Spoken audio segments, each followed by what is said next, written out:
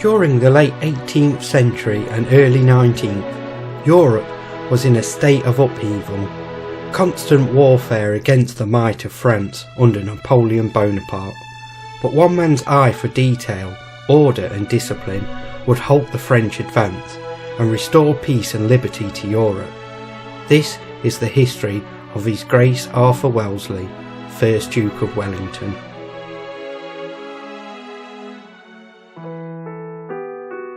Arthur Wellesley was born on the 1st of May 1769 in Dublin, Ireland. He was the 6th of 9 children born to Anne Wellesley, Countess of Mornington, and Garrett Wellesley, the 1st Earl of Mornington. As the 6th child, Arthur had little prospects and was reclusive and often felt lonely. Arthur spent most of his childhood at his 2 family homes, the first being a large house in Dublin, the second at Dagenham Castle in County Meath. Arthur was educated at the diocesan school when at Dagenham and Mr. White's Academy when in Dublin, but Arthur showed little promise in his studies. In 1781, Arthur's father died, and his older brother Richard inherited his father's earldom.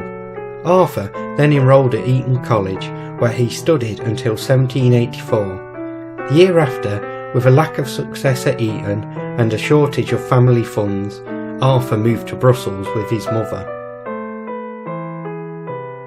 By now, his mother had grown increasingly concerned with Arthur, stating, "I don't know what I shall do with my awkward son Arthur." A year later, he enrolled in the French Royal Academy of Equestrian in Angers, where he progressed significantly, becoming a good horseman and learning French.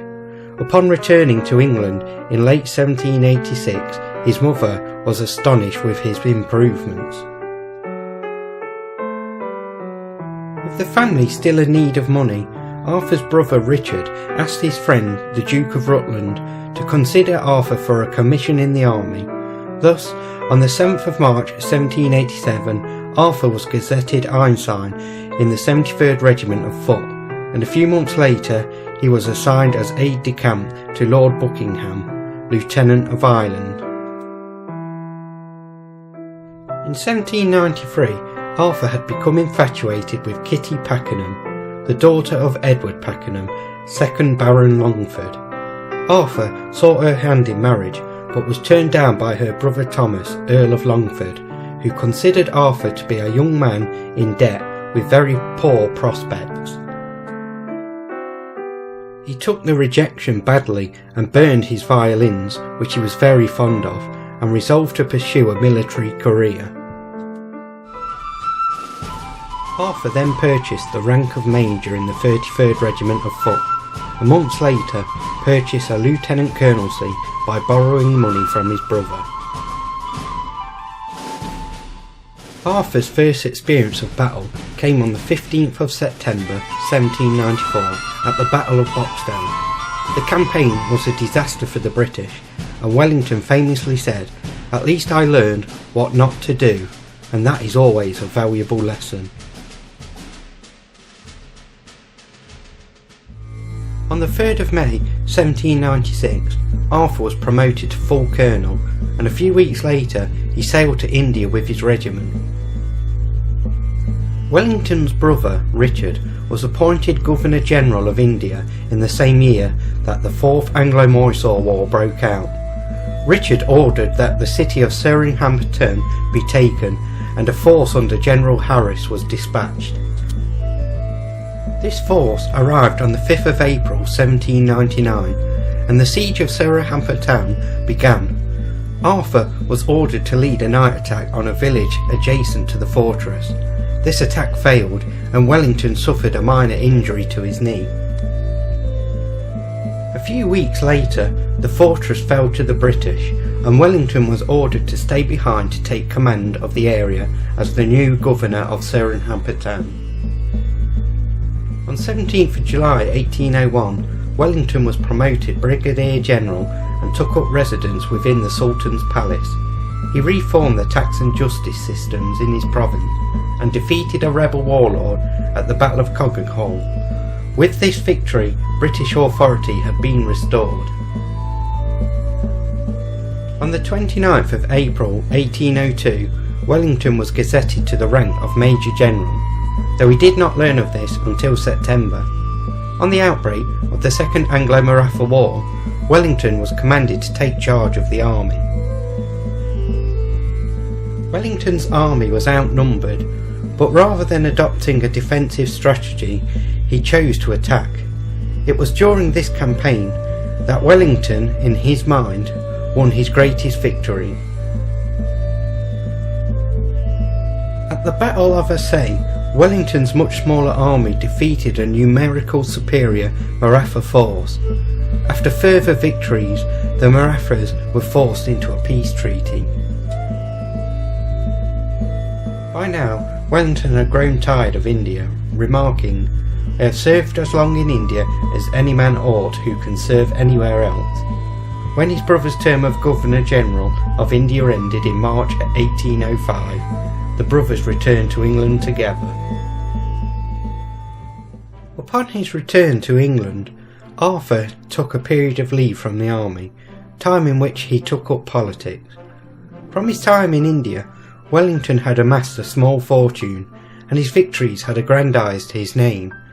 Now he sought the hand of Kitty Pakenham, and his proposal was accepted, and the couple were married on the 10th of April 1806 at St George's Church, Dublin. Wellington, however, was displeased with Kitty, stating that she had grown ugly, and the two had little in common and would sleep in separate rooms. Nevertheless, they had 2 children together, Arthur in 1807 and Charles in 1808.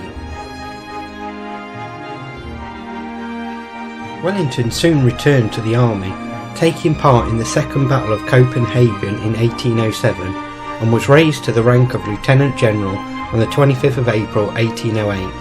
Then in June the same year, he sailed to Portugal with a small force of 9,000 men to take part in the Peninsular Campaign. Upon arriving in Portugal, Wellington defeated the French at the Battle of Vimeiro, but was superseded in command. The controversial Convention of Sintra was signed, which allowed the French army out of Lisbon and transported to France by the Royal Navy. Wellington was summoned back to London to face a court of inquiry, in which he was cleared. Wellington returned to Lisbon on the 22nd of April 1809 as the commander of all the British forces in Portugal. He took the offensive and defeated the French at the Second Battle of Porto, which secured Portugal. In 1810, the French would return, but were held at the defensive earthworks, the lines of Torres Vedras. Under Wellington's generalship, British forces were able to push the French back, and over the following years won great victories at Salamanca and Victoria. These victories brought Wellington fame and prestige, and was thus created Earl of Wellington on 22nd of February 1812, and promoted Field Marshal on the 21st of June 1813. Hailed as a conquering hero by the British, Wellington was made a duke. With Napoleon's abdication, Europe fell into peace, and Wellington was appointed ambassador to France in 1814. But in February 1815, Napoleon escaped from Elba and began what became known as the Waterloo Campaign. Wellington was once more called upon and given command of the Allied army. After fighting an indecisive battle at Quatre Bras on the 16th of June 1815, Wellington retreated to a ground he had noted the previous year as favourable for battle, a ridge north of a shallow valley on the Brussels road, just south of the small town of Waterloo. On the 18th of June 1815, Wellington held the ridge against waves of French attacks, long enough for the Prussians to march to his aid. The French, under command of Napoleon himself, was routed. Wellington himself described the battle as the nearest run thing you had ever saw in your life. After the Treaty of Paris, peace was restored and Wellington once again entered into the world of politics, being appointed positions like Master General of the Ordnance in December 1818, Governor of Plymouth in October 1819, Commander-in-Chief of the British Army in January 1827, and Constable of the Tower the following month. Wellington became an influential member of the Tory party and in 1828 became Prime Minister. His term in office was rocky, with the Earl of Winchelsea accusing the Duke of insidious design for the infringement of our liberties. Wellington responded by challenging the Earl to a duel. This duel took place on the 21st of March 1829. When the time came to fire, Wellington took aim, but the Earl kept his arm down. Wellington then fired wide and the Earl wrote the Duke an apology. Wellington's government fell in 1830 and Earl Grey took up his premiership. When the Tories returned to power in 1834, Wellington was invited to become Prime Minister for a second time, but he refused in favour of Robert Peel and served as interim Prime Minister until Peel returned from Italy to take up his post.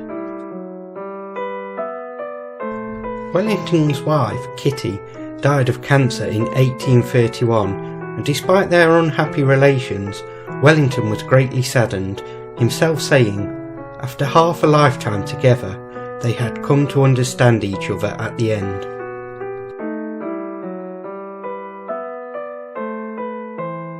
Wellington retired from public life in 1846, although he remained as Commander-in-Chief. On September the 14th, 1852, Wellington was found to be unwell and was helped from his bed at Weymouth Castle and placed in his chair, where he died from a stroke.